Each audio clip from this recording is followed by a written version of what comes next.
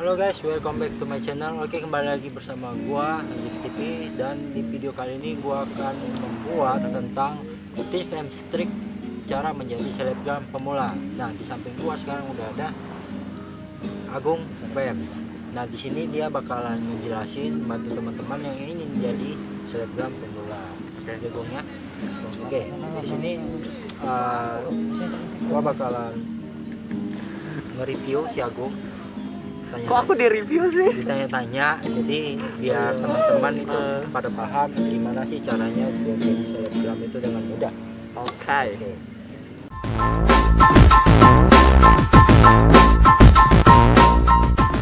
Jadi kita langsung aja ke pertanyaan pertama. Agung Fem. Enggak, tanya aku dulu ya, aku siapa? Oh iya, boleh. Langsung ya, gas ya. Agung Fem siapa nih sebenarnya? Iya, aku harus memperkenalkan diri dulu dong. Silakan. What up ya, balik lagi bersama Agung Fem Super Mega Hits. Kita ini lagi shoot, by the way kita lagi syuting di Vio Beach ya, lagi malam-malam gini kita demi konten Anda ya.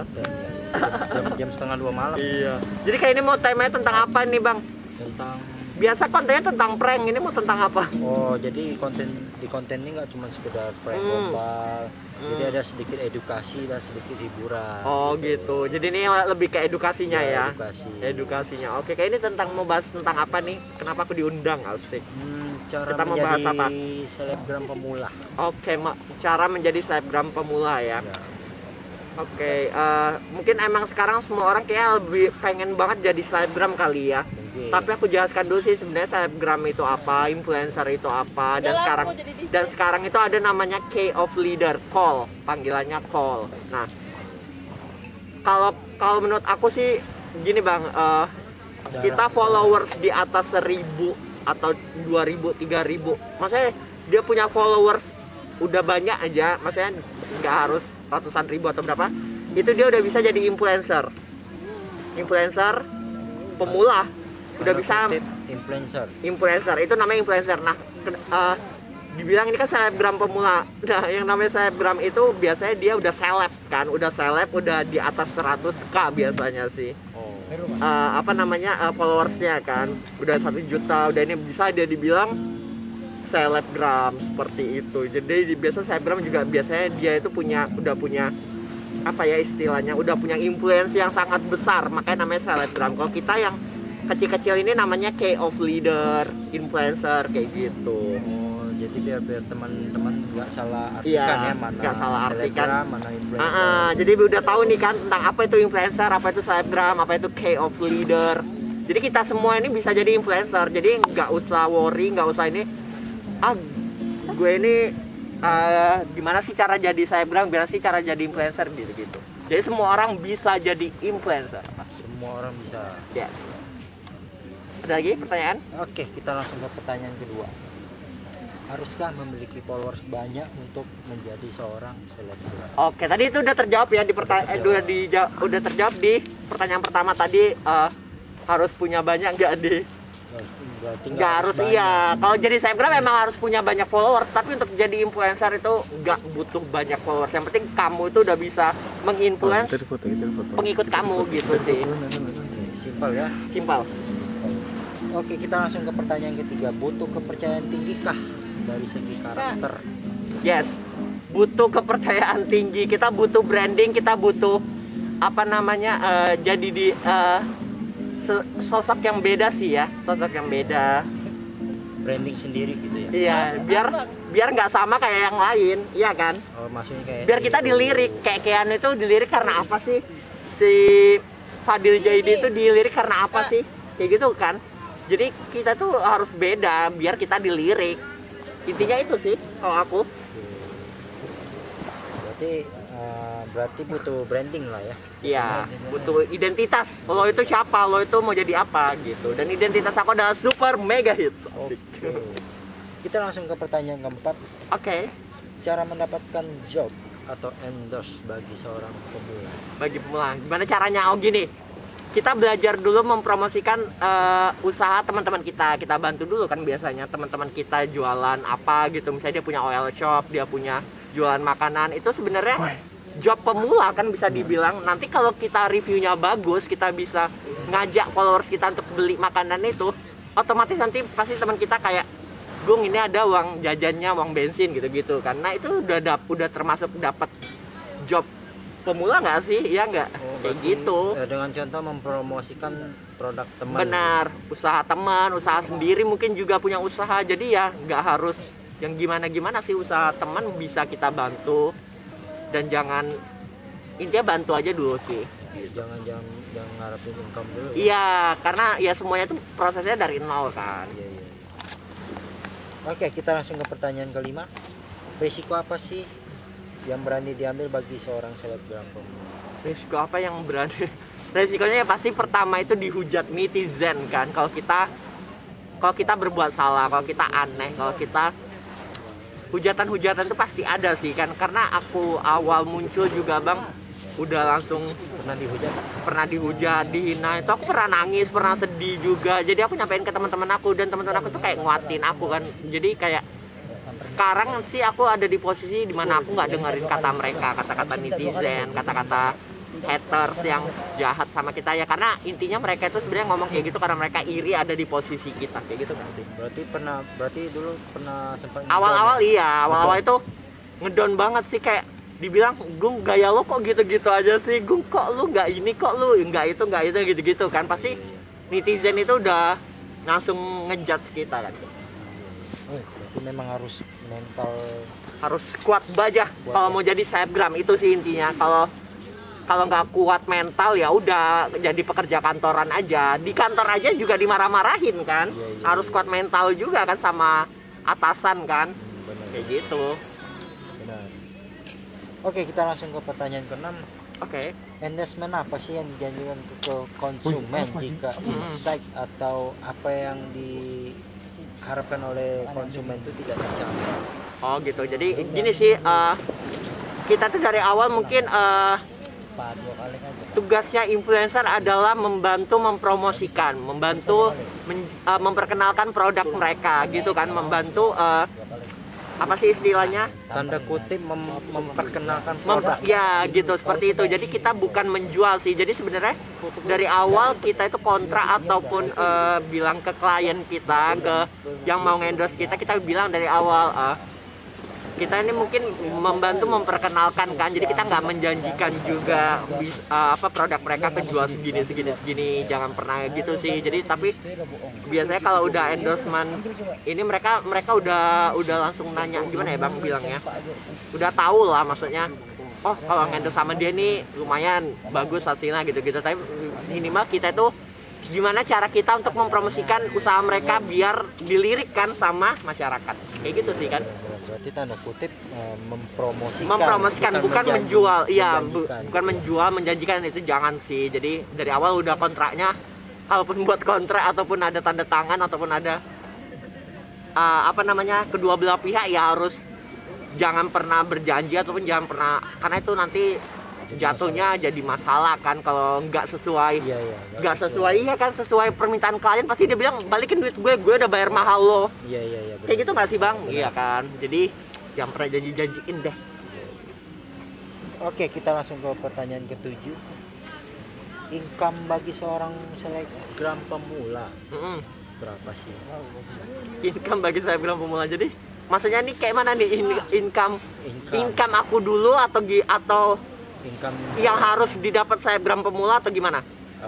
Bisa dibilang gitu, bagi seorang selebgram pemula ini kan kira-kira berapa gitu income-nya ya? Berapa? Nah biasanya selebgram influencer pemula itu ya, jangan selebgram ya, influencer pemula itu biasanya mungkin dia tuh mungkin bisa aja dibayar 50.000 per sekali foto, atau mungkin dia bisa dapat bayarannya itu mungkin dapat produknya aja kayak gitu bang. Jadi mungkin ya dari awal-awal ya mungkin nggak kalau aku dulu malah awal aku jadi influencer ya aku nggak dibayar. Jadi 0 rupiah. Memang kesepakatan antara konsumen sama si influencer tersebut. Benar, ya. Jadi mau dibayar dalam bentuk produk atau uang. Itu biasanya dibilangnya barter atau misalnya paid promote. Itu jadi banyak istilah-istilah di dunia influencer ini sih bisa dibilang. Masuk akal. Oke, kita langsung ke pertanyaan ke-8 soal bersaing. Ada nggak merasa tersaingin oleh influencer lain di pertanyaan kota? bagus. Asik. Batam. Pertanyaan bagus banget. Jadi itu dia, tadi balik lagi ke pertanyaan sebelum-sebelumnya, bahwa kita ini harus jadi beda biar kita dilirik. Jadi kalau aku sih ngerasa aku nggak ada saingan sih, karena ya aku beda dan aku nggak sama kayak mereka yang di sana kan ibaratnya. Tapi kecemburuan sosial pasti ada dong. Pasti ada, mereka pasti kayaknya iri sama kita kalau job kita banyak atau job kita tiap hari atau gimana. Karena juga aku pernah dapet DM gitu juga kan, kayak dibilang kok lu tiap hari sih gue endorsementnya, kok lu ini. Nah berarti kita kan dilirik kan sama klien, berarti kita beda kan dari yang lain. Jadi jangan sama aja. Makanya sebelum terjun jadi content creator, jadi influencer, jadi apapun itu, kita ya harus nentuin diri lo siapa gitu. Iya, lo itu harus jadi diri sendiri, lo itu harus gimana gitu kan, biar dilirik sama orang lain. Oke, kita langsung Beda. ke pertanyaan 9. Udah 9 aja pertanyaan. Ada Ketika berapa? lagi down nih, Nah, kehabisan job, iya, perlu nggak kamu promosikan diri ke konsumen? perlu sih, kalau aku perlu sih, karena apa ya, aku kan udah nggak ada kerjaan lagi nih, berarti influencer ini udah jadi kayak mata pencaharian utama aku kan. Kalau aku ya, kalau ditanya aku pribadi, jadi biasanya aku memperkenalkan diri lagi nih. Siapa tahu kita tawarkan ke mereka, siapa tahu berminat untuk dipromosikan atau di endorsement kafe mereka, produk mereka, seperti itu. Jadi kita butuh promosi diri juga sih, apalagi kalau dulu itu aku malah buat ini tau bang, proposal. Kalau ke brand-brand gede aku dulu malah buat proposal lagi, sampai segitunya aku buat ini kan.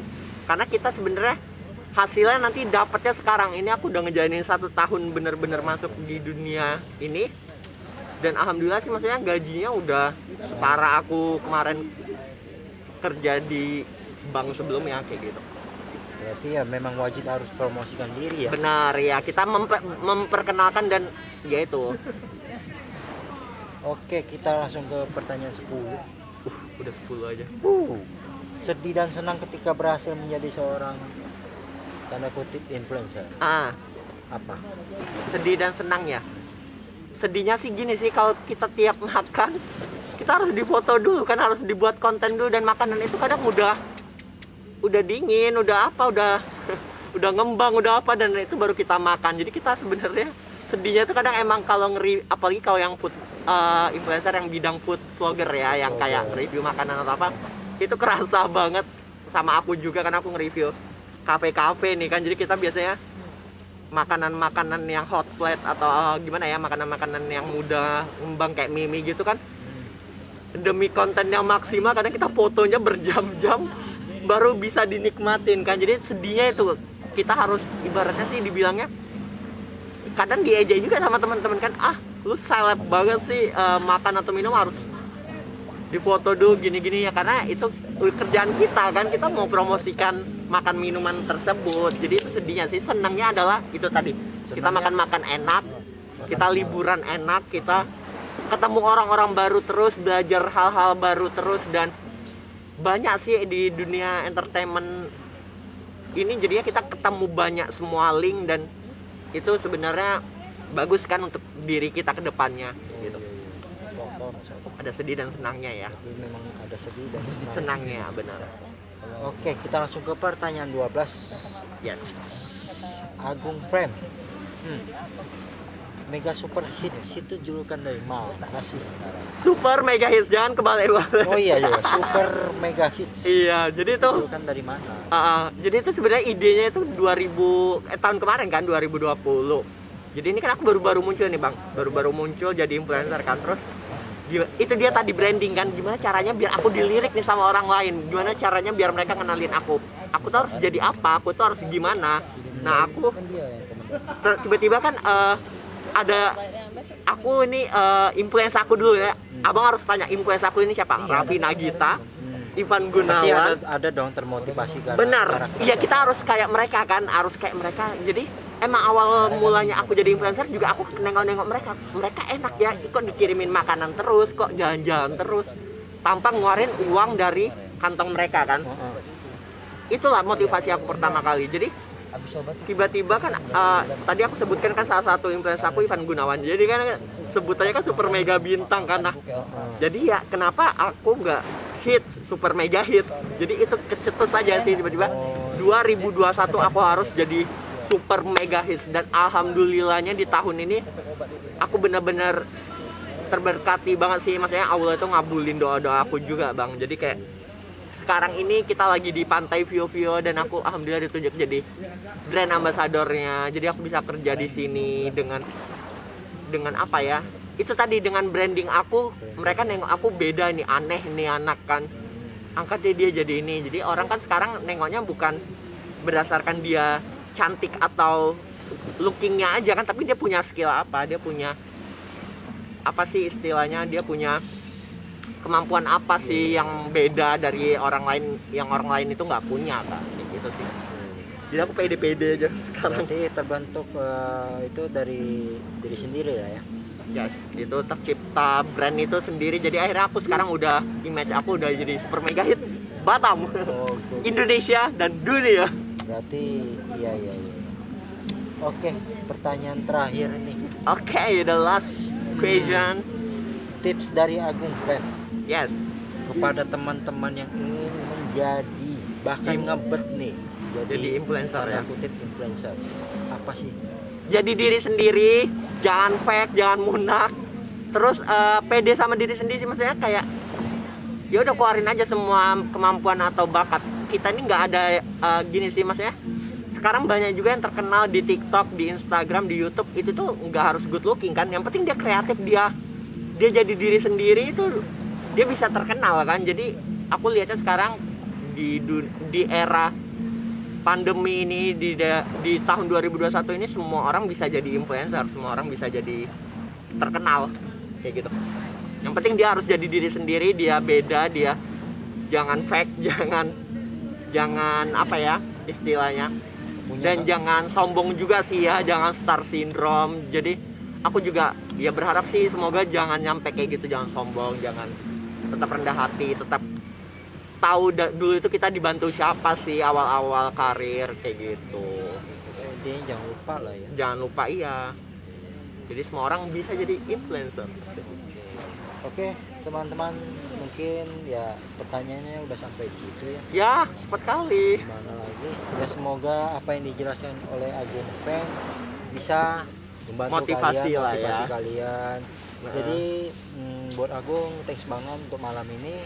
Thank Buat you banget. yang belum tahu si Agung, ntar Instagramnya gua Follow taruh di Instagram deskripsi Agung bawah. Pem dan YouTube aku juga Agung Pem TV ya. Oh, punya YouTube Tolong juga ya? iya subscribe juga. Oh, nggak jalan-jalan YouTube gue, YouTube aku. Oke guys, see you the next video. Ya, thank you banget ya Bang Rizik udah main-main ke Vio-Vio juga. Ini kita lagi di Vio-Vio. Pokoknya kalian harus banget wajib datang ke Vio-Vio. Tiap Sabtu Minggu kita ada camping fun bareng super mega hit. Berapa mak tarifnya? Oh ya, kalau untuk tarifnya sih kita ada mulai dari 175 sampai 350.000 aja. Itu cuma di Vio-Vio. Di pantai cantik Vio-Vio Beach Batam. Oke. Oke, see you the next video. Jangan lupa like, comment, share, subscribe Rizik TV dan Agung Pem TV. See you.